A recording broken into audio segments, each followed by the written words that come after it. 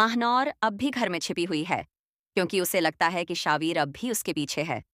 माहनौर की माँ उसे संभालने की पूरी कोशिश करती है, लेकिन वो भी खौफ और परेशानी में मुब्तला है।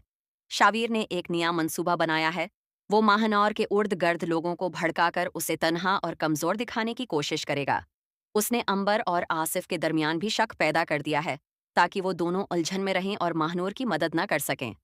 महानूर अपनी हिम्मत दिखाती है और खुफिया तौर पर एक रिकॉर्डिंग कर लेती है, जिसमें शावीर की असल साजिश का सबूत मौजूद है। लेकिन शावीर के लोग इस रिकॉर्डिंग को ढूंढ रहे हैं और महानूर के लिए हर लम्हा खतरा बढ़ता जा रहा है। एपिसोड का क्लाइमैक्स एक शॉकिंग मोड़ पर खत्म होता है। महानौर को शावीर के एक दुश्मन का खत मिलता है, जिसमें लिखा होता है, अगर तुमने महानौर को बचाया तो तुम भी नुकसान में आ जाओगे।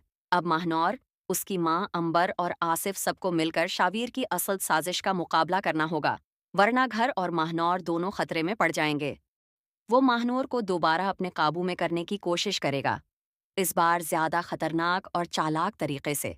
एपिसोड का आखिर एक ट्विस्ट पर खत्म होता है।